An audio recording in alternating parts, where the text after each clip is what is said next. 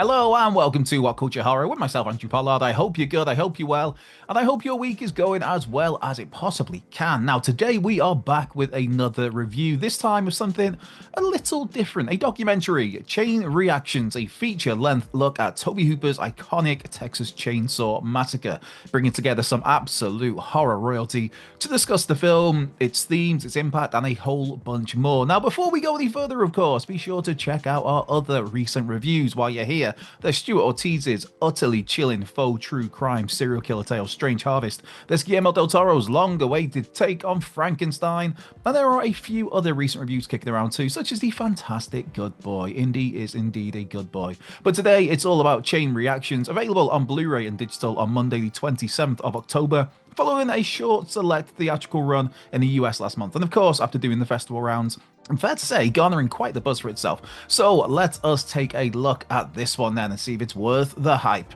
Now, firstly, Chain Reactions is from writer-director Alexander O. Philippe, a fella I actually got to interview many moons ago, I guess maybe 2014. That was for his brilliant Doc of the Dead documentary that explored zombies in film, TV, and I guess just broader pop culture. Really well worth a watch. As well as that, Alexander's also delivered the likes of 7852, which looked deeply into Psycho's iconic shower scene. There's Lynch Oz, which looked at the impact of The Wizard of Oz that had on the career of David Lynch. There's The People versus George Lucas, which delves into the filmmaking of Star Wars and the franchise's interesting fandom, shall we say. And I even remembered a 5-issue comic book title, Pregnant Bitches of War, that Alexander co-wrote back in the day, which was a lot of fun. So that's a little background on the person who put Chain Reactions together. Someone who always seems to find a really unique angle for things. For example, that 7852 is essentially a whole 90-minute documentary focused solely on Psycho's shower scene, that one scene. A scene that features 78 camera setups and 52 cuts, hence 7852. But we're here to talk about Chain Reactions, which is Philippe's look at 1974's The Texas Chainsaw Massacre, one of the most iconic, influential horror movies of all time. One not without controversy, of course. I mean, some early showings resulted in mass walkouts, theaters pulled screenings, police got involved.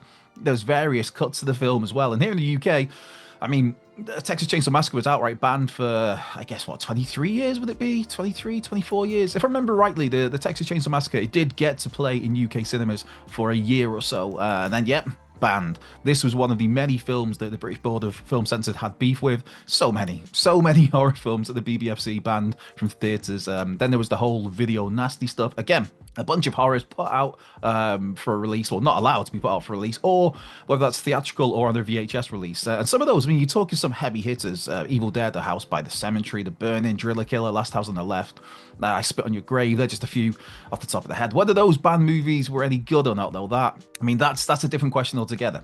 I mean, that didn't really matter to someone growing up in the UK, like myself, say in the 90s, where you're starting out your horror fandom and you're hearing about all of these infamous forbidden fruits out there, and it's that infamy that made you want to find these rascals. You'd hear a whisper that someone had an old copy of like Evil Dead, a VHS they picked up in the US maybe, or something like that.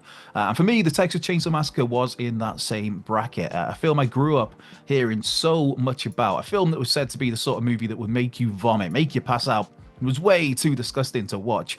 And again, that only increases the need to somehow, some way see this darn movie.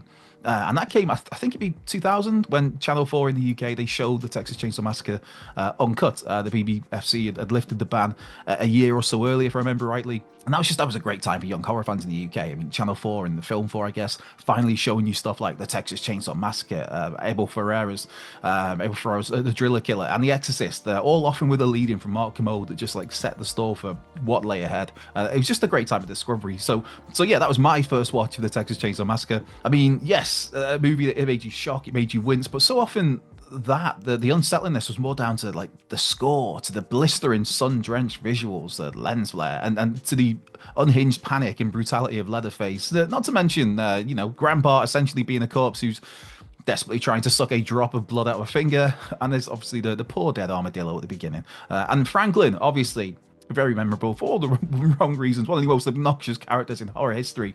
And here we are all these years later, and Texas Chainsaw is a 9-movie franchise. There's been comics, there's been books, there's been video games. Hey man, I'm still a sucker for Gun and Sumo's TCM video game from a couple of years ago. I had a lot of fun on that over the years, particularly back in the glory days before Cook got depowered. Oh, I was a good cook back then. Not so much Nim. But anyway, it's a bit of a strange one to look back on because I'd say all of those movies, when you look at TCM, the 9 movies, how many of them are actually good? Obviously, the original is a stone cold classic. I adore Texas Chainsaw Massacre 2, though I struggled at times to find an audience over the years. And I'll give Marcus Nispel's 2003 reboot some props. It was fairly solid. And then there's, I guess, Texas Chainsaw Massacre: The Beginning, which is so-so. And if you take away its memorable ending, I don't know if there's much there. But all of this, it all started with Tobe Hooper's 1974 Texas Chainsaw Massacre. And here in Chain Reactions, Alexander O'Philippe does a great job, first and foremost, with the structure of this documentary. This isn't your usual, talking head sort of documentary where you have a moment of the film or a development of something that happened on the set, and then you bounce between various talking heads giving their input on that topic or that scene or whatever. No, instead we have Chain Reactions broken down into 5 chapters, each chapter featuring one person giving their thoughts on the Texas Chainsaw Massacre, its impact on them, its impact on horror and why the cinema, its themes, its relevancy, how in many ways it's only become more relevant over the years as a reflection of US society. First up, chapter 1. I'm not going to go into detail of all the chapters, but chapter 1 centers on Patton Oswalt, who is just absolutely phenomenal here. They're talking about the primitive, disturbing nature of the movie, how it's almost like the killer family had stolen a camera and filmed all of this. And he nicely compares the story to an apocalyptic event, a world being destroyed by a poisoned sun. Now, I said I'm not going to break it down from every chapter, as that kind of defeats the point of you then watching this documentary. But just to say, the second chapter brings in Takashi Miike, the twisted genius behind movies like Audition and Ichi the Killer. And those suckers as well, man. Those suckers made me wince yet again when they showed certain audition scenes here. You know the ones. Yeah, and it's fascinating how a young Takashi Miike had headed out to the cinema to watch a showing of Charlie Chaplin's City Lights, only to end up by, I guess, happenstance watching the Texas Chainsaw Massacre instead. Oh, how different things could have been. We've got Australian film historian and critic Alexandra Helen-Nicholas up next, which is followed by the legendary Stephen King. And the final chapter then sees Karen Kusama take center stage, the director of Jennifer's Body, The Invitation, and more recently, producing and directing on Yellow Jackets. By interviewing such a diverse set of characters, we really get an appreciation of the impact of the Texas Chainsaw Massacre on the wider world, how it presented Texas to people overseas. I think it was Alexander Helen-Nicholas, or actually it might have been Takashi Miike, who just says how that's how they thought Texas was. That was their viewpoint on Texas, just vast masses of desolate roads and twisted locals, and nothing else at all. So the entirety of Texas, too, I think it was Takashi Miike, the entirety of Texas was just exactly what you would see in Texas Chainsaw Massacre. I mean, I've not been to Texas, so who knows, but I believe there's a little bit more going on there than just that. We also see a glimpse at how the movie was marketed in different areas as well, and plenty of talk here again of that word of mouth that I kind of touched on a little earlier, that forbidden fruit, that rite of passage, essentially. This was a movie you had to watch if you wanted to consider yourself a true horror fan. But would you have the stomach for it? Can you handle this all-out attack of the senses? This movie that had been banned in certain places. I'd seen police advise theaters against showing this film that was cut to ribbons in certain markets where it did release. Our 5 interviewees also talk a little bit about horror in general, what appeals to us, and also about how there's often so much more going on than just all death and violence. And even then, there's some great discussion about how violence in horror is viewed when compared to violence in other genres. For instance, the old cowboy and western movies where the body counts would be absolutely huge, or those superhero blockbusters where entire street blocks are destroyed, where when you think about it, hundreds of thousands of people are going to be dying in those moments. Of course, there's also plenty of discussion on Tobe Hooper, his brilliance, how one of his greatest traits on Texas Chainsaw Massacre was opportunistic filmmaking, making the most of whatever came his way in and around the set. And his message about changes to industry in the US at that time, about the people left behind whose livelihood, whose livings have been taken from under them. And again, how relevant those themes are here today. 50 years later, 51 years later. Oof. Time flies. Not that I am that old, just to clarify.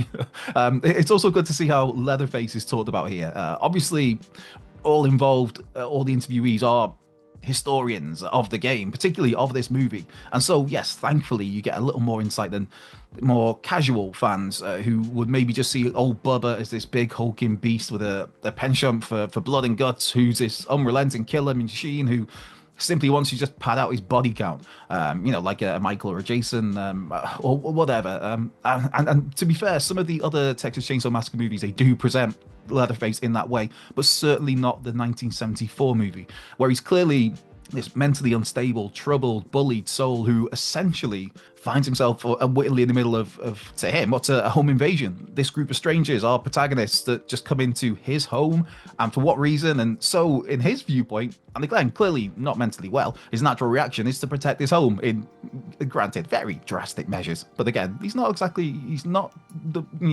sanest the guys, his old Bubba. I feel like this could well be the longest review we've done in a long while, so I apologize for that. I will try and get this wrapped up now. But I generally thought going into this as well, if anything, this would be a far too short review.